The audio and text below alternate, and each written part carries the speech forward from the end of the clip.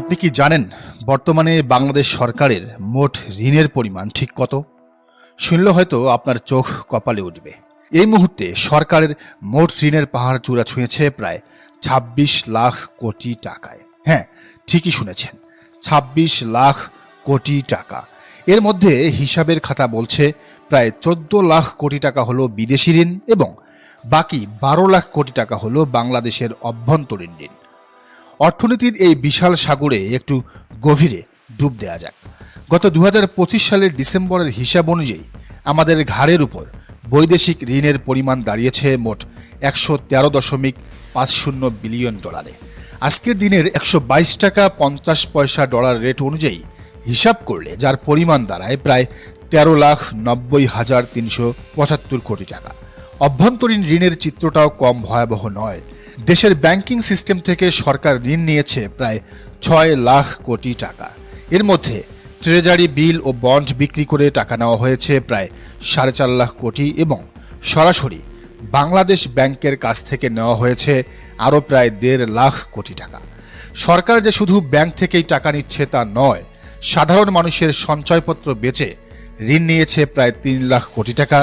সরকারি কর্মকর্তা কর্মচারীদের ভবিষ্যৎ সুরক্ষার পেনশন ফান্ড থেকে লোন নিয়েছে প্রায় ২ লাখ কোটি টাকা এবং ডাকঘর সঞ্চয়, জীবন বীমা তহবিল সহ অন্যান্য খাত থেকে সরকারের ঋণের পরিমাণ আরও প্রায় ১ লাখ কোটি টাকার মতো। এখন সবচেয়ে বড় এবং ভয়ঙ্কর প্রশ্নটি হলো, এই যে ২৬ লাখ কোটি টাকার বিশাল ঋণ, এর বিপরীতে সরকারকে ঠিক কত টাকা সুদ গুনতে হয় জানেন? বর্তমান হিসাব অনুযায়ী প্রতি বছর কেবল এই ঋণের সুদ পরিশোধ করতেই সরকারকে গুনতে হচ্ছে প্রায় ১,১৫,০০০ থেকে ১,২০,০০০ কোটি টাকা। বাজেটে সরকার যে আয় করবে বলে প্রাক্কলন করে তার প্রায় ২২ থেকে ২৫% বরাদ্দ রাখতে হচ্ছে শুধু এই সুদ পরিশোধের জন্য। একদম সহজ অঙ্কে বললে, সরকার যদি ১০০ টাকা আয় করে তার ২৫ টাকাই চলে যাচ্ছে ঋণের সুদ দিতে, আসল টাকা তো দূরের কথা। গত ২০২৪-২৫ অর্থ বছরেই বৈদেশিক ঋণের সুদ ও আসল মিলিয়ে সরকারকে পরিশোধ করতে হয়েছে প্রায় ৩০ বিলিয়ন ডলার। দর্শক, সামনে আমাদের জন্য আরও ভয়ঙ্কর অন্ধকার দিন অপেক্ষা করছে। রূপপুর পারমাণবিক বিদ্যুৎ কেন্দ্র বা মেট্রো রেলের মতো যেসব বিশাল বিদেশি ঋণের মেগা প্রকল্প আমরা করেছি, সেগুলোর গ্রেস পিরিয়ড বা যে সময়ে কেবল সুদ দিতে হয়, আসল নয়, সেই সময়সীমা শেষ হয়ে আসছে। এর মানে হলো এখন থেকে সুদ আসল দুটোই একসাথে কিস্তিতে পরিশোধ করতে হবে। ফলে অর্থনীতিতে চাপ বাড়বে বহুগুণ। দিন যত যাচ্ছে সরকারের ঋণ তত বাড়ছে, আর ঋণ বাড়ার সাথে পাল্লা দিয়ে বাড়ছে সুদ পরিশোধের পরিমাণ। প্রায় প্রতি বছরই বাজেটে বিশাল পরিমাণ ঘাটতি থাকছে।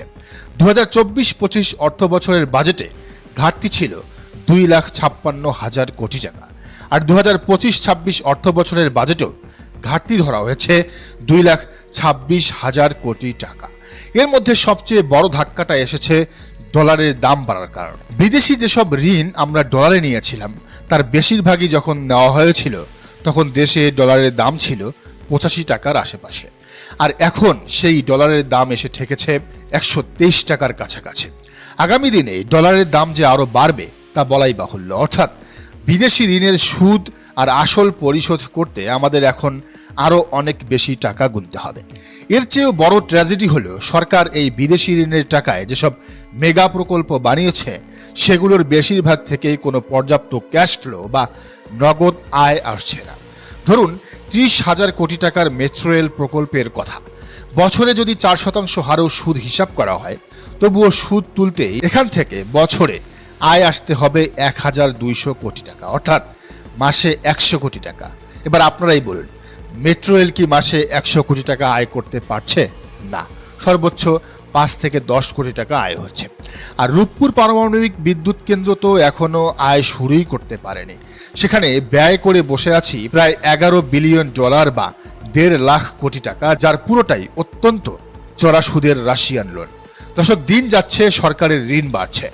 পরিস্থিতি এমন দাঁড়িয়েছে যে নতুন করে ঋণ নিয়ে পুরনো ঋণের সুদ আর আসল ফেরত দিতে হচ্ছে। এটা এক ভয়ঙ্কর ঋণের ফাঁদ বা ডেট ট্র্যাপ। আর অত্যন্ত পরিতাপের বিষয় হলো, এই ঋণের ফাঁদ থেকে বের হওয়ার জন্য কোনো সরকারি কার্যকর উদ্যোগ নেয়নি। সঞ্চয়পত্র, ট্রেজারি বিল, পেনশনের টাকা এসবই অত্যন্ত ব্যয়বহুল এবং চড়া সুদের ঋণ। আর এগুলো দিয়েই চলছে সরকার। সরকারের আয় বাড়ানোর কোনো কার্যকর নামগন্ধ নেই, আর ব্যয়ের লাগামহীন চাষ্ট্র ঘোড়াকে টেনে ধরারও কোনো খেয়াল নেই। এর মধ্যেই আবার আরেক অদ্ভুত আবদার নিয়ে হাজির হয়েছে বিজিএমইএ। গার্মেন্টস মালিকেরা তাদের নিজেদের সুবিধার জন্য চাইছে ডলারের বিপরীতে টাকার আরও অবমূল্যায়ন হোক। একবার ভাবুন, টাকার মান আরও কমলে এই বিদেশি ঋণের বোঝা আমাদের জন্য কতটা পাহাড় সম হয়ে উঠবে। অনেক পণ্ডিত ব্যক্তি হয়তো জিডিপির হিসাব টেনে এনে বলবেন যে আমাদের সরকারের মোট ঋণ এখনও জিডিপির শতাংশ হিসেবে অন্যান্য দেশের তুলনায় অনেক কম। কিন্তু অর্থনীতির এই রূঢ় বাস্তবতায় দাঁড়িয়ে শুধু একটি কথাই বলতে হয়, সরকারে যদি নিজস্ব আয় করার পর্যাপ্ত ক্ষমতা থাকতো, যদি আমাদের ট্যাক্স টু জিডিপি রেশিও সম্মানজনক অবস্থায় থাকতো, তাহলে হয়তো এই যুক্তি মেনে নেওয়া যেত। কিন্তু যে দেশের সরকারের আয় তলানিতে, সে দেশের জন্য এই বিশাল ঋণ এক আত্মঘাতী ফাঁদ ছাড়া আর কিছুই নয়। দেশের অর্থনীতির এই নীরব রক্তক্ষরণের মধ্যেই বিএনপি সরকারের জন্য বড় বিপদ হয়ে দাঁড়িয়েছে বর্তমান যুদ্ধ পরিস্থিতি। আন্তর্জাতিক রাজনীতির এই জটিল এবং ভয়ঙ্কর সমীকরণে বিশেষ করে ইরানের যুদ্ধ পরিস্থিতি যেদিকে যাচ্ছে, তার সবচেয়ে বড় এবং নীরব মাসুল হয়তো গুনতে হবে বাংলাদেশের মতো উন্নয়নশীল অর্থনীতির দেশগুলোকে। আজকের এই দীর্ঘ আলোচনার একেবারে শেষাংশে এসে আমরা যদি এই যুদ্ধের সুদূর প্রসারী অর্থনৈতিক ধাক্কাগুলো একটু বিশ্লেষণ করি, তাহলে যে চিত্রটি ফুটে ওঠে তা রীতিমতো গা শিউরে ওঠার মতো। একটু গভীরভাবে ভেবে দেখুন, ইরানে যদি শেষ পর্যন্ত পদাতিক বাহিনী বা গ্রাউন্ড ট্রুপস দিয়ে পুরোদস্তুর যুদ্ধ শুরু হয়ে যায়, তাহলে গোটা মধ্যপ্রাচ্যের পরিস্থিতি কতটা অস্থিতিশীল হবে। সে ৮০ বা ৯০-এর দশকের গালফ ওয়ারের মতো এবারও পুরোপুরি না হলেও তার কাছাকাছি একটি ভয়াবহ পরিস্থিতির সৃষ্টি হতে পারে, যার ফলে মধ্যপ্রাচ্য থেকে আমাদের রেমিটেন্স যোদ্ধারা দলে দলে দেশে ফেরত আসতে বাধ্য হবেন। এর পাশাপাশি আরেকটা বড় সংকট লুকিয়ে আছে আমাদের নিজেদেরই তৈরি করা একটি গর্ত। গত ১৫ বছরের মধ্যপ্রাচ্যের দুবাই বা কাতারের মতো শহরগুলোতে বাংলাদেশ থেকে শত শত কোটি টাকা পাচার হয়েছে। রাজনৈতিক পট পরিবর্তনের পর নতুন কোনো রাজনৈতিক সরকার এলে অলিগার্করা হয়তো সেই টাকার একটা অংশ দেশে ফেরত এনে বিনিয়োগ করতে পারতেন।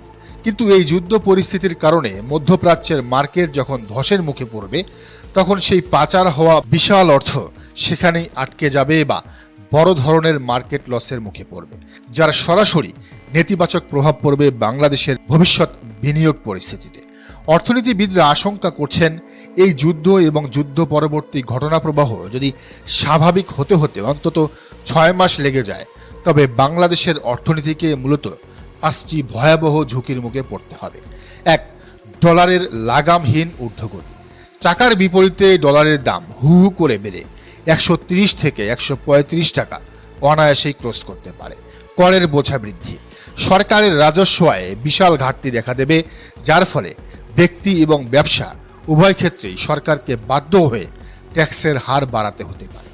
জ্বালানি এবং বিদ্যুতের দাম বৃদ্ধি, বিশ্ববাজারে তেলের সরবরাহ ব্যাহত হওয়ার প্রভাবে দেশে জ্বালানি এবং বিদ্যুতের দাম কমপক্ষে 10% বাড়াতে হতে পারে, যা সাধারণ মানুষের জীবনযাত্রার ব্যয় আরও বাড়িয়ে দেবে। নতুন বেল আউটের ফাঁদ, অর্থনীতিকে টিকিয়ে রাখতে বাংলাদেশের হয়তো নতুন করে ১ থেকে ২ বিলিয়ন ডলারের একটি বেল আউট বা জরুরি ঋণের প্রয়োজন হবে, যদিও রাজনৈতিক কারণে হয়তো একে বেল আউট না বলে অন্য কোনো সুন্দর মোড়কে দেশের মানুষের সামনে উপস্থাপন করা হবে।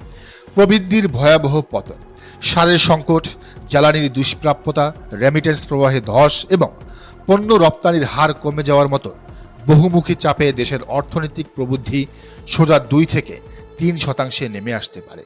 ঠিক এতগুলো পাহাড় সম অর্থনৈতিক ঝুঁকির একেবারে সামনে আজ বাংলাদেশ এসে দাঁড়িয়েছে। একদিকে অভ্যন্তরীণ ঋণের বিশাল বোঝা, অন্যদিকে মধ্যপ্রাচ্যের এই ভূরাজনৈতিক টানাপোড়েন। এই দুয়ের জাতাকলে পিষ্ট হয়ে আগামী দিনে দেশের অর্থনীতি কিভাবে টিকে থাকবে, বিএনপি কি করবে, সেটাই এখন সবচেয়ে বড় এবং আতঙ্কের প্রশ্ন। দেশের অর্থনীতি এবং বিশ্ব রাজনীতির প্রতিটি গুরুত্বপূর্ণ আপডেট পেতে অবশ্যই চ্যানেলটি সাবস্ক্রাইব করুন এবং ফেসবুক পেজে দেখে থাকলে অবশ্যই ফলো দিয়ে রাখুন।